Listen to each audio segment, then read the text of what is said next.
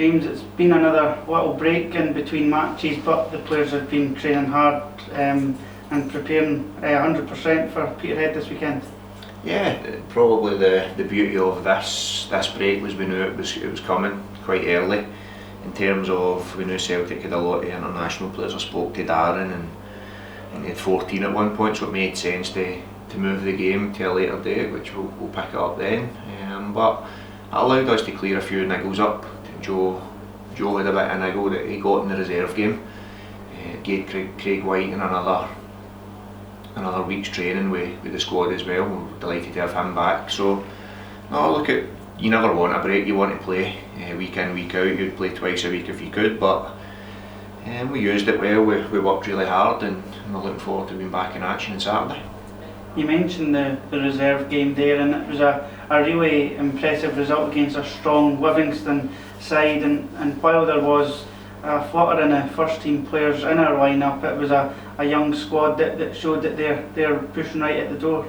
Yeah, and it was a good game. Livingston, going into an international break, we knew they'd be strong, and we wanted to make it a worthwhile game for the likes of Max, Craig White and Chris Hamilton, who were needing the minutes, and it showed from Aaron, Joe, whoever that played in the game. Sam Fisher got minutes as well, alongside Sam Young. Both were excellent, but it showed that they can play on a Saturday and they can work really hard on a Tuesday as well. And look, that's the basis of everything we're doing. It's hard work, and it's great for the young boys to get to play beside your midfield two that day were Joe and Chris Hamilton, and for young Toddy, Taylor, Sutherland to go and play alongside those players is a great experience. So Lewis McCann was excellent as well after playing on the Saturday. So it was a great workout, and any reserve game will look to do that. We want it to be beneficial for whoever's involved, plus the younger ones who we're trying to develop. So yeah, it was a good exercise. You mentioned there about getting the chance to get some players back up to fitness. You mentioned Craig White in there. What's the latest on Paul Allen and Kevin O'Hara? Paul's now out the boot, the protective boot, which is good news, and we're stepping up his rehab.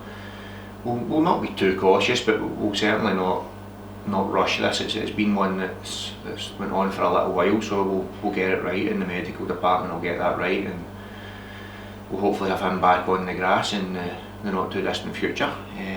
Kevin's is a big blow for Kevin personally, but having been an injured player, you don't maybe see the positives to come out of it, but the positive is there's no surgery required. It's hopefully only another 3 weeks in the brace, and then we can get him out and kind of into the same situation as Paul, where we're building up his rehab week by week. So we'll have Kevin back hopefully sometime in December. We're back available for selection sometime then. So in a way, and having had injuries, as I say, in a way it's a relief for me, but it's not a long-term one, because Kevin's a vital player for us and he's been excellent so far this season. As I said in my first question, it was about trying to keep that momentum going with the break last weekend, that you got through the reserve game and the hard work and training, and that means that hopefully we could go in and really stamp our authority from the start of this match on Saturday. Yeah, it's what we've been doing all season, and we'll never apologise or go away from hard work. It's the foundation of what everything's built on, in my opinion, and certainly the opinion of the staff and the players as well here, and they're a really hard working group.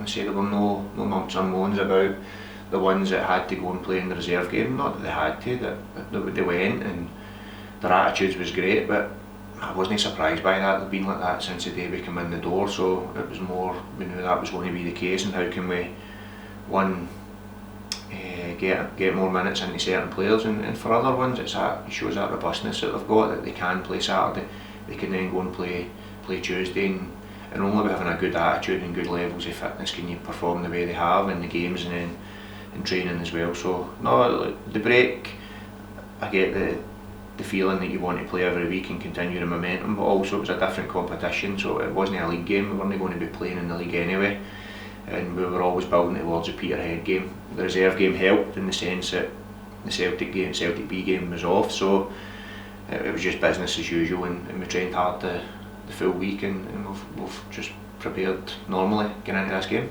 What do you expect from Peterhead overall? Because it's always a a tough game against Jim McInally's side, always experienced and tough to play against. Yeah, look, they're desperate for results, as are we. It doesn't matter where you are in the league, and they'll come down looking to get a positive result here. We need to be at the same levels we have been in most of the games, and we can't drop anywhere, and the players know that, they won't.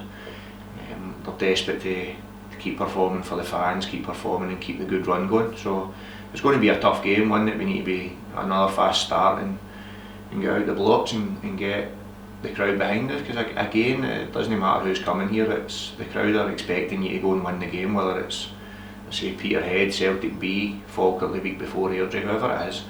There's a real expectation here that they want to see good football and they want to see plenty of energy and leaving nothing out there, and I think that's one thing we've been doing is in every game is leaving everything on the pitch, and we'll need that on Saturday. I know that you feel that the fans have really helped the players out there at times this season, particularly in the last game against Falkirk once we went 1-0 down, and you'll be hoping to give that same vocal support again this weekend. Yeah, they will. The Falkirk on the Saturday, the Falkirk game, when you're a bit apprehensive when you're a coach or a manager and something hasn't happened in the season. We hadn't really, in terms of a league game, we hadn't went behind. We certainly hadn't lost or went behind at home. We conceded to Airdrie and they got right behind us. And then to go behind in a game and see how we react. But a lot of credit to the players as well.